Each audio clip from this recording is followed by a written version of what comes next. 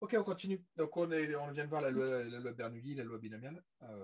Je vous propose de continuer sur la loi de Poisson. Donc, je vais juste revenir sur mes slides.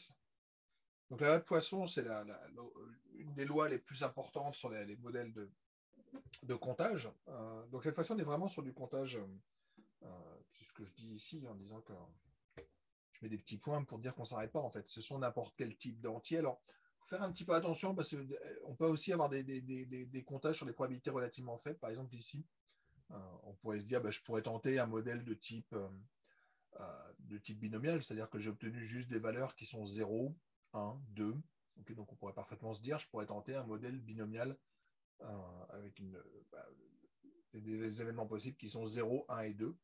Donc, B1N égale 2P inconnu. Donc, il faudrait trouver, c'est ce qu'on apprendra à faire par la suite, essayer de trouver le bon paramètre P, le meilleur paramètre P. Ici, j'ai un comptage beaucoup plus standard où j'ai des valeurs potentiellement beaucoup plus grandes. Okay, donc, en fait, les deux sont obtenus par simulation de loi de Poisson. Donc voilà. Donc, c'est potentiellement des choses qui peuvent prendre n'importe quelle valeur entière, okay, qui vérifient une propriété que j'évoquerai tantôt de régularité de la fonction de masse. Okay, la fonction de masse, donc la loi de Poisson est définie par un paramètre. Okay, là aussi, quand je vous présentais des modèles, en fait, les modèles sont toujours des versions un peu simplistes de ces fonctions de masse. Ces fonctions de masse, en particulier quand vous définissez même pour n valeurs, on a quand même n plus 1, enfin 0, 1, 2, 3, 4, 5 jusqu'à n. Il y a n plus une valeur possible pour la probabilité. Donc, ça peut vite devenir des choses assez compliquées à décrire. Donc, on va essayer simplement de décrire des choses avec un ou deux paramètres, ce qui permettra de les estimer simplement. En fait, ce qu'il faut bien comprendre, c'est que la stat, c'est toujours une espèce de simplification de choses qui peuvent être relativement complexes. La loi de Poisson est relativement simple dans le sens où elle a un paramètre. Okay, donc, c'est ce paramètre qu'on appelle lambda. Et donc, la notation standard de la loi de Poisson, c'est ce P de lambda. Okay, alors, je reviens juste parce que j'ai l'impression que j'ai un petit souci. Voilà. Donc, ce P de lambda correspond à la notation standard pour dire Poisson lambda. Donc, lambda, la seule chose que je lui demande, c'est d'être positif. Okay, alors, même positif non nul, parce que une loi de Poisson de paramètre 0, ça n'a pas grand intérêt. Et la fonction de masse s'écrit tout simplement de la manière suivante. Exponentielle moins lambda, lambda puissance x sur x factoriel pour n'importe quel x entier. D'accord? Donc, ça peut paraître un petit peu compliqué comme écriture. En fait, c'est pas si compliqué que ça si jamais vous avez fait un tout petit peu de mathématiques. Et en fait, il y a une propriété qui existe en maths, c'est qu'en fait, on peut montrer que l'exponentielle de z, j'ai encore un problème de, voilà, désolé, l'exponentielle de z, c'est la somme sur tous les entiers possibles des z puissance n sur factoriel z. Okay, et dans ces cas-là, il n'y a pas de souci, puisqu'effectivement, ça veut dire que cette somme pour x égale 0 jusqu'à l'infini, lambda puissance x sur x factoriel, c'est égal à l'exponentielle lambda. Et donc, effectivement, quand je vais sommer toutes ces probabilités, donc je vais sommer ces exponentielles moins lambda, lambda puissance x sur x factoriel, cet exponentiel moins lambda, je peux le sortir. Donc, je vais récupérer du exponentiel moins lambda multiplié par cette somme des lambda x sur x factoriel. D'après cette formule-là, c'est exponentielle lambda. Donc, j'ai exponentielle moins lambda multiplié par exponentielle lambda. Si vous vous souvenez de la formule qu'on avait dit, le produit de deux exponentielles, c'est l'exponentielle de la somme. Donc, j'ai l'exponentielle de lambda moins lambda, ce qui fait exponentielle de 0. L'exponentielle de 0, c'est 1. Donc, effectivement, j'obtiens 1. Donc, cette chose-là, ça peut paraître un petit peu tordu, mais ça définit effectivement formellement une fonction de probabilité dans le sens où cette chose-là est positive pour tout x, et la somme de tous les f de x sur tous les x va être égale à 1. Okay, donc j'ai bien défini une distribution de masse en fait. Donc une distribution de masse, encore une fois, j'utilise toujours ce terme parce qu'en fait, on a toujours une masse unitaire qui est égale à 1 et je la répartis sur mes différentes valeurs. Donc une masse, ça va être supposé être positif, donc je me contente de la répartir entre les différentes valeurs atteignables par ma variable aléatoire. Okay, donc on a bien cette propriété. Donc on a bien défini comme ça un objet qui est une fonction de probabilité et on verra qu'elle peut être relativement importante par la suite. Alors, là encore, petite digression à 3 étoiles. Là où ça va être intéressant, c'est lié au fait qu'il existe un lien entre les lois binomiales et la loi de Poisson, qui est caractérisé par cette propriété, donc, que j'ai mis en rouge parce que c'est pas une définition, encore une fois, la définition, c'est la définition des fonctions de masse. Okay, on a une propriété qui est que si jamais je m'intéresse à la grandeur de gauche, vous devriez la reconnaître, c'est un certain f de x. Et en fait, c'est le f de x qui est associé à la loi binomiale de paramètre np. Okay, donc, si vous prenez la probabilité de tomber sur petit x, ou en l'occurrence plutôt ici sur petit k, quand vous avez une loi binomiale BNP, si jamais n est grand, c'est ce que veut dire cette limite, donc si n est relativement grand, et désolé, j'ai encore un problème de connexion, si n est relativement grand, okay, et que je suppose cette petite propriété à gauche, donc si n multiplié par p est à peu près égal à lambda, okay, si jamais je suis désolé, je vais le simplifier un tout petit peu. La propriété mathématique écrite ici est juste, l'interprétation heuristique est relativement simple. Ça consiste à dire que si n multiplié par p, c'est à peu près égal à lambda, l'interprétation qu'on va souvent donner, c'est de dire si p est relativement petit, c'est-à-dire à peu près égal à quelque chose en lambda sur n. Okay. Alors, dans ces cas-là, la probabilité d'être tombé sur petit k, si jamais x suit une loi binomiale BNP, c'est à peu près la même chose que ce que je devrais avoir si jamais j'avais une loi de Poisson. Okay, cette chose-là, ça correspond à peu près à ce que vous devriez avoir si jamais vous preniez une loi de Poisson de paramètres précisément lambda. Okay, c'est ça que nous dit cette propriété. Et donc cette chose-là s'appelle la loi des petits nombres. Okay, enfin, en tout cas, c'est moi qui l'appelle comme ça.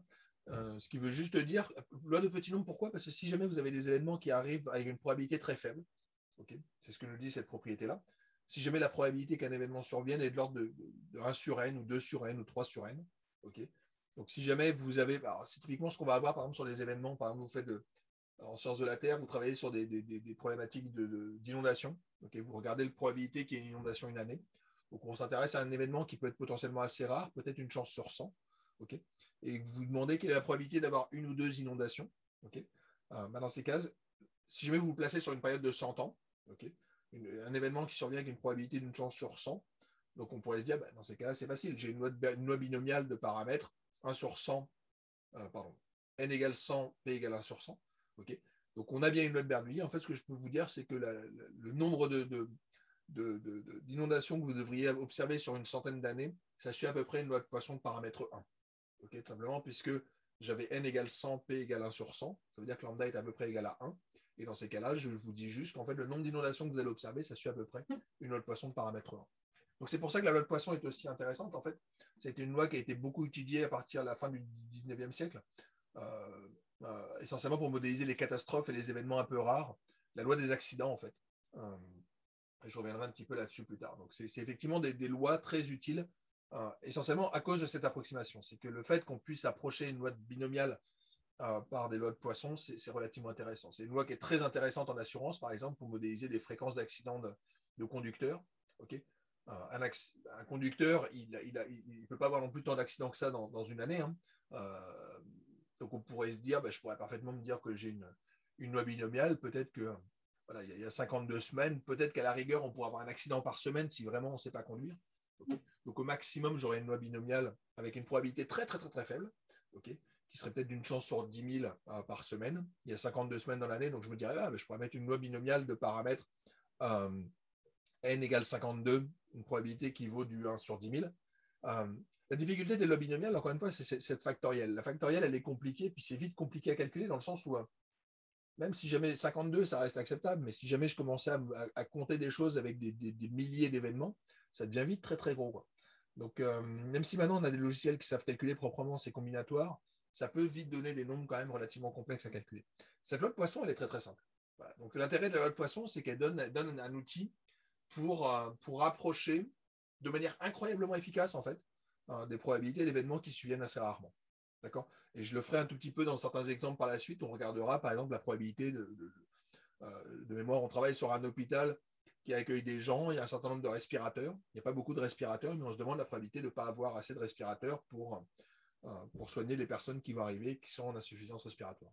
Okay, en fait, la loi de Poisson marche très très bien pour modéliser ça. Pour ceux qui sont intéressés, je vous ai mis un petit extrait du livre qui est un livre d'économétrie, hein, mais peu importe, de Davison et McKinnon, qui revient sur l'importance de ces approximations et le fait que les approximations ont été un outil incroyablement puissant en modélisation pour faire des calculs plutôt que d'utiliser de lois complexes. Et je pensais que l'approximation arriverait beaucoup plus tard, donc là voilà. Donc on a un hôpital qui contient 12 000 personnes, est un peu gros quand même. Et la probabilité pour qu'il y ait une insuffisance, alors, je ne sais pas pourquoi je l'ai mis cardiaque, je pense au respiratoire ce serait mieux, mais voilà, il y a une probabilité de faire appel à un respirateur qui est d'une chance sur 8000. D'accord? Donc ici, j'ai mon N. D'accord? Donc là, je vais commencer un tout petit peu la modélisation. Ici, on va apparaître avec le 1200, pardon, le 12 000, pardon, le N. Donc cette grandeur-là correspond, désolé, j'ai un problème de connexion. Voilà. N égale 12 000. Ici, j'ai ma probabilité. Donc la probabilité de faire appel à un respirateur qui est relativement faible, en tout cas pour qu'un patient ait un problème, c'est une chance sur 8000. Donc ça va être mon P égale une chance sur 8000. Et on se demande si jamais il y a suffisamment de respirateurs. Donc il y en a 3. Voilà. Donc on a trois machines. Donc mon 3 va correspondre à ce que je notais X dans mes F de X, par exemple. Okay. Donc on se demande tout simplement, est-ce qu'il y a assez pour satisfaire la demande, en fait. D'accord? Donc vous avez des gens, 12 000, il y a une chance sur 8 000 pour qu'une personne ait besoin d'un respirateur et il y a 3 machines. Quelle est la probabilité, quelque part, pour que le nombre de personnes qui sont en insuffisance respiratoire dépasse strictement 3? Voilà, c'est ça, en fait, la question qu'on se pose. Et bien, faisons le calcul. Donc, je fais un tout petit peu de formalisation. Donc, ça va être le principe de base quand on fait des modèles. Si jamais vous voulez faire des calculs propres, il faut modéliser mathématiquement proprement toutes les grandeurs. Donc, première étape, c'est de dire, je prends un patient au hasard. Xi, je prends un individu au hasard et je me demande si jamais il va avoir un accident respiratoire au cas. Okay. Donc ici, je me retrouve avec un modèle Bernoulli. Je vous l'ai dit, le 1 veut dire indicatrice. Là encore, je définirai proprement. Donc indicatrice, c'est ça vaut 0 si cet événement ne survient pas, 1 si cet événement survient. D'accord? Donc je suis vraiment sur une variable qui prend des valeurs 0 ou 1, c'est-à-dire formellement un modèle Bernoulli. Okay. Donc j'ai un modèle de Bernoulli, la probabilité P, elle est indiquée ici. C'est une chance sur 8000. Okay. Donc j'ai des lois de Bernoulli de paramètres une chance sur 8000. Alors je suppose qu'on n'est pas dans un cas où il y a genre la probabilité de faire appel à un respirateur sera plus importante au printemps parce qu'il y a plus de particules dans l'air, j'en sais rien. On suppose qu'on est dans un cas indépendant. D'accord. Donc les hypothèses sont importantes. À partir du moment où je suppose qu'on est sur des choses indépendantes, avec la même probabilité pour tout le monde. Donc, il ne se peut passer une personne fait appel à un respirateur que son voisin aussi. D'accord. Donc, les XI sont indépendants. Et donc, j'obtiens cette propriété qu'on avait déjà évoquée auparavant pour définir la loi binomiale. La somme des XI pour I égale 1 jusqu'à N va suivre une loi binomiale de paramètres NP. Le N, on l'avait vu, c'était 12 000. Okay. La question qu'on se pose, alors la question qui est posée précisément, c'est est-ce que ce sera suffisant? Donc, ce sera suffisant si le nombre de personnes, grand X, est plus petit ou égal à 3. Si il n'y a personne qui fait appel au respirateur, on est bon. S'il y en a une, c'est bon. S'il y en a deux, c'est bon. S'il y en a trois, c'est bon. S'il y en a quatre, c'est pas bon du tout. Voilà. Donc, les cas qui m'intéressent, c'est ce F qui correspond formellement à F de 3. D'accord? Donc ça, c'est ce qui s'appelle la fonction de répartition. Alors, sous R, ça se calcule assez facilement. Sous R, là encore, vous le verrez un petit peu en démo. Les fonctions grand F vont être définies par un P. Les fonctions petit f vont être définies par des D. Donc, le premier est probability, le deuxième est density. Je reviendrai sur l'utilisation du mot density plus tard. Et ensuite, vous mettez le nom de votre loi. Donc, par exemple, vous avez P binôme, qui sera la fonction cumulative d'une loi binomiale. D binôme vous donne la fonction de densité, la fonction de masse associée à une loi binomiale. Mais on peut voir aussi, je peux faire du P Poisson pour la loi de Poisson et D Poisson si jamais je m'intéresse à la fonction de masse. Okay, donc, il y a cette notation symbolique simple. Vous avez le nom de la loi qui va se mettre à droite. Poisson, Gauss, tout ce que vous pouvez imaginer sur les lois classiques. Vous mettez un petit p, vous mettez un petit d, okay, suivant que vous voulez la fonction de masse ou la fonction cumulative. On verra qu'il y a deux autres lettres qui peuvent intervenir. Il y a le R pour simuler, random, et il y a le Q pour les fonctions quantiles. Les fonctions quantiles, je vais les définir plus tard dans cette série de slides. Le R interviendra plus tard quand je vous parlerai de méthode de simulation. Et voilà, on peut simuler des lois de Poisson. Donc, vous voulez tirer au hasard des milliers de lois de Poisson, vous pouvez le faire. Donc, c'est assez facile à obtenir. Si jamais je veux connaître grand F de 3, tel qu'il est indiqué ici, c'est cette fonction-là. C'est P binôme, simplement parce que c'est un grand F, donc P. C'est une binomiale binôme. Je veux la valeur x égale 3. Donc, je me place en 3. Et il y a deux paramètres ensuite qui interviennent. Le premier, c'est tout simplement n. Le deuxième, c'est la probabilité. Okay, donc, je lui dis tout simplement, je veux calculer P binôme précisément en 3 pour n égale 12 000 patients et la probabilité pour qu'un patient ait un souci d'une chance sur 8 000. Il me dit qu'il y a 93,43% de chance pour qu'une personne, plutôt pour qu'on ait moins de 3 personnes, strictement moins de 4, qui fassent appel à un respiratoire. Ce que je vous disais, c'était la loi de Bernoulli. Cette loi de Bernoulli, je peux l'approcher par une loi de Poisson. Et en fait, la loi de Poisson, il faut calculer le paramètre lambda. Donc, ce qu'on avait dit, c'est que lambda, c'était tout simplement n fois p. D'accord. Donc, vous pouvez prendre les deux valeurs qui sont indiquées ici, le 12 000 multiplié par la probabilité p. En fait, le ratio vaut 1,5. Donc, ce que je vous disais, c'était cette loi de Bernoulli. En fait, elle devrait suivre à peu près une loi de Poisson de paramètre 1,5. Et effectivement, si jamais je lui demande quelle est la probabilité pour qu'une loi de Poisson soit plus petite ou égale à 3 avec un paramètre lambda qui vaut 1,5, dans ces cas-là, on tombe très exactement à 10 puissance moins 5 près sur la même valeur, le 93%,43. Okay, donc vous voyez que cette loi marche relativement bien et on a une approximation qui est relativement intéressante. Okay, donc, je vous ai fait ici quelques petits exemples. Alors, bien sûr, le problème des méthodes asymptotiques, on se demande toujours, quand est-ce que n est grand, quoi. D'accord, donc je vous l'ai montré juste ici avec différentes valeurs et on peut voir effectivement que ça marche relativement bien. Alors, je vous ai mis ici, par exemple, je vous ai mis ici pour n égale 10. Okay, donc, si jamais j'ai n égale 10 et une probabilité qui vaut 20%, okay, je regarde les premières valeurs.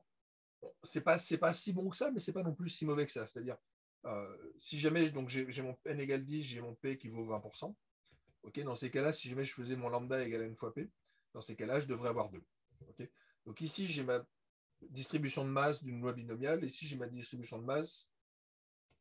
Donc ici, j'ai ma BNP, F associé à une BNP, et ici, j'ai un F associé à une loi de Poisson de paramètre lambda. Okay, mais ce qu'on voit, c'est que les probas ne sont pas non plus si éloignés que ça, dans le sens où, et encore une fois, j'ai que n égale 10, donc j'ai pas beaucoup d'observations. La probabilité d'en avoir 0 a été de 10%, alors qu'avec une loi de Poisson, on est à 13%. Mais si jamais je regarde ce qui se passe pour les valeurs un tout petit peu plus grandes, si jamais je m'intéresse au cas où on est à probabilité de tomber sur 1, on était à 26% avec une binomiale, on est à 27% avec une Poisson. Si jamais je tombe sur la probabilité de tomber sur 2, on était à 30%, 27%. Donc on voit que les probas ne sont pas non plus si éloignés que ça. Donc ce modèle de Poisson, en fait, il marche relativement bien. Okay, puis je m'amuse à calculer comme ça de différentes valeurs. Donc vous pouvez le voir en particulier dès lors que n est grand. Okay, donc je vous ai mis ici des valeurs de n, des valeurs de p. Okay, on a toujours le même lambda qui vaut 2. Et ce qu'on se demande, c'est à partir de quand est-ce que les probabilités sont distinctes ou pas. Alors juste pour vous séparer les deux, je m'intéresse à f de 0, f de 1, f de 2. Et ce qu'on voit, c'est que les probabilités sont rapidement très très proches. Okay, vous avez 50 observations. Dans ces cas-là, la probabilité de tomber sur 0, elle est quasiment la même. Probabilité de tomber sur 1, quasiment la même. Probabilité de tomber sur 2, quasiment la même. Donc en fait, l'approximation Poisson marche très très vite, à condition, encore une fois, d'avoir des événements rares. Hein. Encore une fois, si jamais n est de l'ordre de 50, ça veut dire quand même qu'on est sur des événements qui surviennent avec moins de 5 chances sur 100. Okay, donc ce modèle de Poisson, il peut paraître un tout petit peu exotique en se disant, je suis sur les entiers, c'est des lois beaucoup trop compliquées. En fait, non. Cette loi de Poisson, elle est intéressante parce qu'en fait, elle intervient comme une approximation relativement bonne en fait de cette loi binomiale dès lors qu'on est sur des événements relativement rares. Et les événements rares, ça arrive très fréquemment. Enfin, très fréquemment. En tout cas, il y a beaucoup de problèmes pratiques dans lesquels les événements rares nous intéressent. Okay, en hydrologie, ça va souvent être le cas. Vous voulez travailler sur des dépassements de fleuves, vous vous intéressez à des événements qui ne surviennent pas non plus tous les jours, qui surviennent peut-être une fois tous les 10 ans, une fois tous les 20 ans. Okay, si vous voulez construire des barrages, c'est même encore pire. Vous voulez des probabilités de dépassement de seuil très très faibles. Okay, donc c'est relativement classique en fait de travailler sur des événements rares. Et en fait, souvenez-vous juste que la loi de Poisson peut être une très très bonne approximation. Je vais passer sur ce slide, encore une fois, des slides à 3 étoiles. J'essaie juste de vous montrer pourquoi est-ce que c'est juste. Et en fait, c'est juste des histoires de calcul d'approximation d'exponentielle par des puissances. Okay, donc ça sort un peu du cadre. Je vous ai fait ici des petits dessins de loi de Poisson. Donc la loi de Poisson, ça va être cette chose-là. Donc ici, j'ai une loi de Poisson, puis j'ai la même ici à droite. Donc toujours mes points rouges qui correspondent à mes vraies valeurs et mes histogrammes derrière qui sont des simulations. Okay, donc j'ai compté des fréquences effectivement poissonniennes. On a ici une autre loi de Poisson. Okay, donc respectivement, je pense qu'ici, le paramètre lambda devait être à peu près égal à 4. Ici, le paramètre lambda est à peu près égal à 10. Okay, donc on a des distributions. Alors, on voit apparaître quelque chose quand même un tout petit peu, j'allais dire étrange comme mot, mais ce n'est pas le bon mot. Mais en fait, si vous regardez cette distribution, elle commence à avoir une espèce de courbe en cloche. La courbe en cloche, on la verra apparaître plus tard, c'est ce qui s'appelle une loi normale, et effectivement, une loi de Poisson s'approche d'une loi normale. Donc ça, on en parlera un petit peu plus tard. Mais voilà, la distribution de Poisson, ça correspond à ces choses-là. La distribution de Poisson est définie sur des valeurs entières. Donc la distribution de Poisson, je vous l'avais définie. Exponentielle moins lambda, lambda puissance x sur x factoriel. Okay. Petite propriété, comment, et c'est un peu, c'est pas uniquement lié, mais comme on sait que la loi de Poisson peut s'approcher éventuellement par une loi binomiale, on a vu que la loi binomiale vérifiait des propriétés de sommation. Vous avez deux lois binomiales avec les mêmes probabilités, mais des n différents, ça peut se voir comme étant aussi une loi binomiale. En fait, cette propriété d'addition est vraie sur les lois de Poisson. Si jamais vous avez deux lois de Poisson indépendantes et que vous les sommez, vous obtenez une autre loi de Poisson. Donc ça va être quelque chose de relativement important. Alors, ça, je peux vous l'interpréter. Par exemple, si je vous avais parlé un petit peu des fréquences d'accident. Si jamais la fréquence d'accident annuelle d'un assuré, c'est d'avoir un accident avec une chance sur 10 une année. Donc, le nombre d'accidents que vous observez, c'est une loi de Poisson de paramètre 10%. L'année 1. L'année 2, c'est une loi de Poisson de paramètre 1%. Mais dans ces cas-là, le nombre d'accidents que vous espérez observer sur 2 années, donc x1 plus x2, ça suivra aussi une loi de Poisson. Okay, donc, ça aura aussi une distribution de ce type-là, avec là aussi plus ou moins de régularité. Okay. Alors, petite propriété, ça j'en ai pas encore parlé, mais c'est les propriétés de récursivité. Le fait que la probabilité d'avoir, si je m'intéresse au ratio f de x plus 1 sur f de x, c'est une fonction qui est en 1 sur x. Okay, donc ça, c'est une propriété relativement importante de la loi de Poisson. La loi de Poisson vérifie cette propriété-là. Donc, on a une propriété récursive. Un autre point important, c'est l'interprétation du paramètre lambda. Donc, je n'ai pas encore parlé d'espérance et ça reviendra plus tard. Mais en fait, ce qu'on peut montrer, c'est que le paramètre lambda, il intervient directement ici. Okay, donc, si je veux vous intéresser à la probabilité d'avoir 0 événements qui surviennent, quand vous prenez votre expression ici, le lambda puissance 0, je vous l'ai dit, quelque chose puissance 0, ça fait toujours 1. Factoriel de 0, par convention, ça vaut 1. Et donc, on récupère juste l'exponentielle moins lambda. Donc, en fait, l'exponentielle moins lambda, ça aurait une interprétation en termes de probabilité qu'un événement ne survienne pas. Okay, donc, souvenez-vous juste de ça, le lambda a une interprétation, quand on passe à l'exponentielle, qui est liée à la probabilité qu'on n'ait aucun événement qui survienne. Alors, petit exemple d'application, je vais vous en mentionner deux de mémoire. Le premier, c'est je joue à lancer des pierres sur un damier. Okay, donc, vous avez un petit échiquier avec 10 x 10 cases. Okay, et je lance 100 pierres. Okay, et je vais regarder combien de pierres tombent dans chacune des cases. Donc, par exemple, petit carré ici, j'ai une pierre. Donc, ici, si j'appelle ma case la case numéro 1, donc x1 sera égal à 1. Okay, je vais m'intéresser à la deuxième. Alors, dans cette case-là, alors je vois mal, mais j'ai l'impression qu'il n'y en a qu'une aussi. Par contre, dans celle du dessous, il y en a 4. Okay, donc, ici, j'ai un 1, ici, j'ai un 1, ici, j'ai un 4, ici, j'ai encore un 1, ici, j'ai un 2. Mais il y a pas mal d'endroits où il y a des zéros. Ici, j'avais un 0, ici, j'ai un 0, ici, j'ai un 0. Donc, il y a pas mal de cases vides. Okay, en fait, je me suis amusé à les compter ici. C'est le nombre de cases dans chacune des pièces. Et la fréquence que j'obtiens, elle est là. Donc, en fait, sur mes 100 cases, il y en a 36 où j'ai observé 0 pierre. Il y en a 39 où j'ai observé une pierre. Il y en a 16 où j'en ai 2. Il y en a 7 où j'en ai 3. Il y en a 2 où j'en ai 4. Okay, donc, ma fréquence, elle est très exactement ici. Okay, donc, ma fréquence de mes pierres, elle est là et vous pouvez vérifier.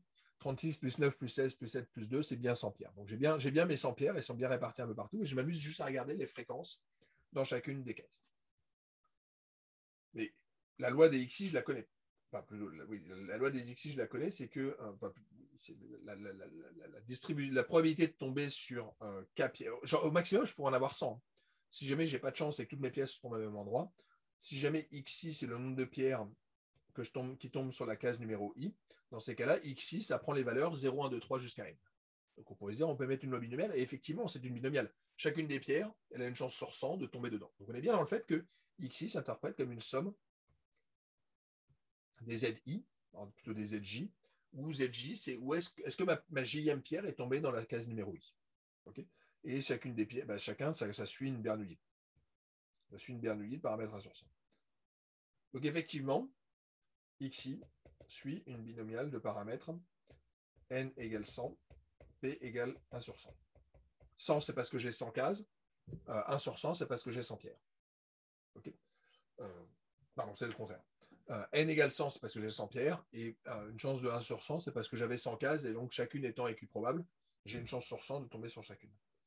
Mais je sais que ça suit à peu près une note poisson. Donc, ça suit une note poisson précisément de paramètre 1. Puisque n fois p ça vaut lambda égale 1.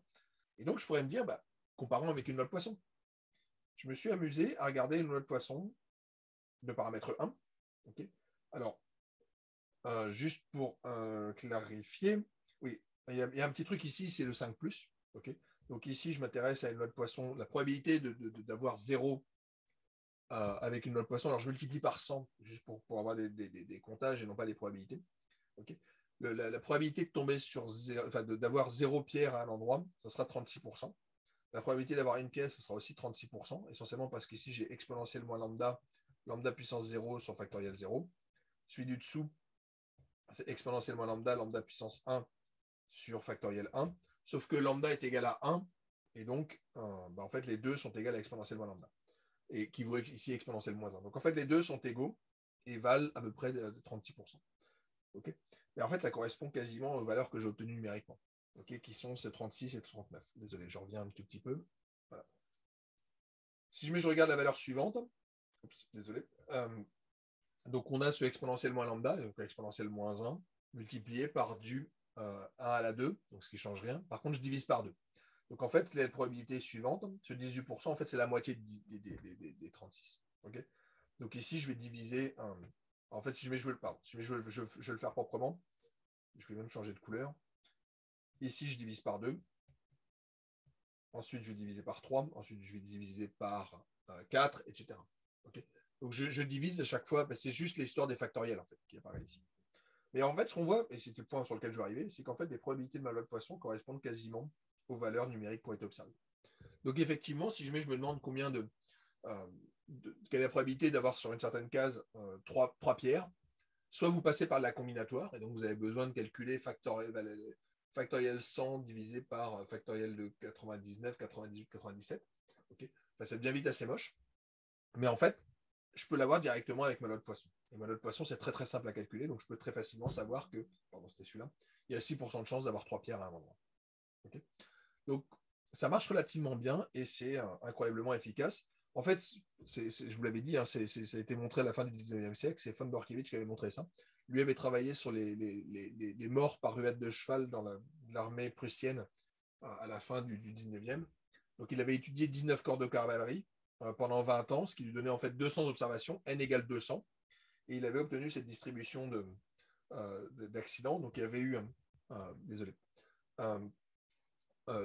109 corps qui avaient été observés dans lesquels il y avait eu 0 accident par ruelle de cheval, 65 dans lesquels on en avait observé 1, 22 dans lesquels on en avait observé 2, 3 dans lesquels on avait observé 3 morts par ruelle de cheval, etc. Et en fait, ce qu'il avait observé, c'était que ça correspondait de manière très proche à ce qu'il y avait avec une loi de Poisson.